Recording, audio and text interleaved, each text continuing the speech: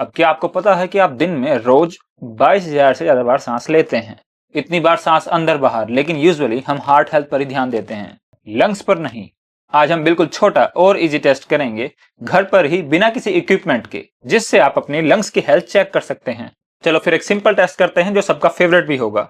एक deep breath लो और उसे होल्ड करो। अब या तो आप अपने माइंड में काउंट कर लो या फिर कोई स्टॉप वॉच की हेल्प भी ले सकते हैं। अगर आप 10 से 20 सेकंड के लिए अपनी सांस होल्ड कर पाते हैं तो आपको अपनी लंग्स पर काम करने की जरूरत है।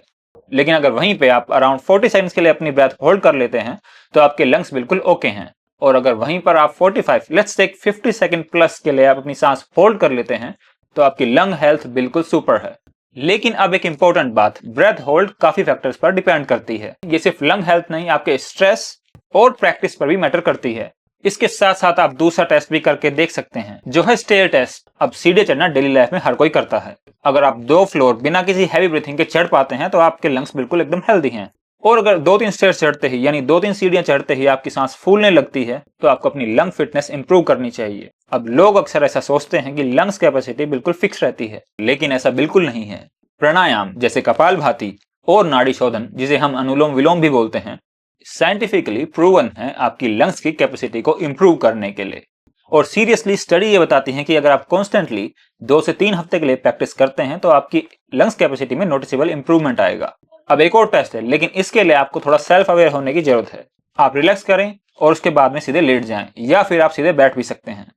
उसके बाद में अपना कोई भी एक हाथ चेस्ट पर रखें। ये लेफ्ट राइट के चक्कर में नहीं फंसना है, कोई भी एक हाथ चेस्ट पर रखें। इतना करने के बाद में धीरे धीरे सांस लें और चेक करें कोई वियर्ड साउंड, विजिंग, और अगर आपको थोड़ा सा भी इस चीज में डिस्कंफर्ट होता है या फिर कोई वियर्ड साउंड सुनाई देती है, जैसे सांस अंदर बाहर करने में कोई आवाज आना, तो आपको डॉक्टर से कंसल्ट करने की जरूरत है। वैसे एक नॉर्मल पर्सन 12 से 16 सांस के अराउंड हर मिनट लेता है, और कभी कभार ये ज्यादा हो जाए या फिर बढ़ जाए तो या तो आप एंग्शियस हो रहे हो या फिर किसी भी कारण से आप हेल्दी नहीं हो।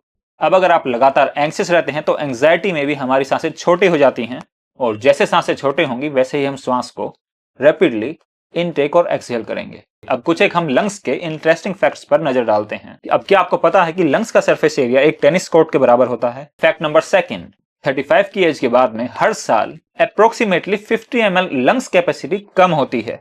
लेकिन अगर आप कोई भी वर्कआउट या फिर कोई भी फिजिकल एक्टिविटी करते हैं तो आपके साथ में ऐसा बिल्कुल नहीं होगा, क्योंकि 35 के बाद में ये चीजें उन लोगों के साथ में होती हैं जो किसी भी तरह की फिजिकल एक्टिविटी को नहीं करते। अब बात करते हैं फैक्ट नंबर 3 के बारे में, जो है इंडियन जेनेटिक्स के बारे में। अब जो इंडियन जेनेटिक्स हैं वो कोई इंफीरियर नहीं है, लेकिन भारत में एयर पोल्यूशन इतना ज्यादा है कि हमारी लंग्स की कैपेसिटी नेचुरली ही कम होने लगती है। लेकिन काफी सारे ऐसे तरीके भी हैं जिनसे इन चीजों पर कोई फर्क नहीं पड़ता। सो नंबर के पीछे मत भागो, अपनी परफॉर्मेंस को इंप्रूव करो और परफॉर्मेंस को देखो। और अब बात करते हैं, अगर आपकी लंग्स हेल्दी नहीं है तो उनको कौन सी आप डेली हैबिट कर सकते हैं जिनसे वो स्ट्रांग हो। आप डेली वॉक कर सकते हैं या फिर स्टेयर्स भी चढ़ सकते हैं, क्योंकि जितनी ज्यादा एक्टिविटी आप करेंगे उतना ही आपके लिए बेटर होगा। योगासन स्पेशली प्राणायाम अपने डेली रूटीन में ऐड कर दो। इसके साथ साथ धूल भरी जगह और धुएं से बचें, और अगर आप ऐसी जगह पर रहते हैं तो आप एयर प्योरीफायर का यूज भी कर सकते हैं। अब इसमें डाइट की बात कर लेते हैं। कुछ लोग कहेंगे जिंजर, तुलसी या फिर सिट्रस फ्रूट्स को भी इंक्लूड कर देना चाहिए, लेकिन जितना आप हेल्दी खा सके उतना हेल्दी खाने की कोशिश कीजिए। लेकिन अब सबसे बड़ी बात कि डॉक्टर के पास में कब जाना है, क्योंकि काफी सारे लोग यूट्यूब पर ही वीडियो देखकर डॉक्टर को अवॉइड करते हैं। अगर बार बार आपको ब्रेथलेसनेस हो या फिर क्रोनिक कफ रहता हो तो इस चीज में आप होम टेस्ट पर डिपेंड मत रहिए और डॉक्टर की एडवाइस को फॉलो करें। और सेल्फ चेक अवेयरनेस के लिए है, और प्रॉपर इन चीजों का डायग्नोसिस सिर्फ डॉक्टर ही कर सकता है। इसीलिए एक बात को ध्यान रखें कि हर सांस की वैल्यू है और लंग्स को नेग्लेक्ट नहीं किया जाना चाहिए। और इसके साथ में आपने ब्रेथ को कितनी देर होल्ड किया, आपने कितने स्टेयर्स नॉर्मली चढ़े, और इसके बाद में आपको कैसा फील हुआ, ये सारी चीजें कमेंट्स में जरूर बताएं। और ये सारी चीजें अपनी फैमिली और फ्रेंड्स के साथ में भी डिस्कस करें। Thanks for watching this video.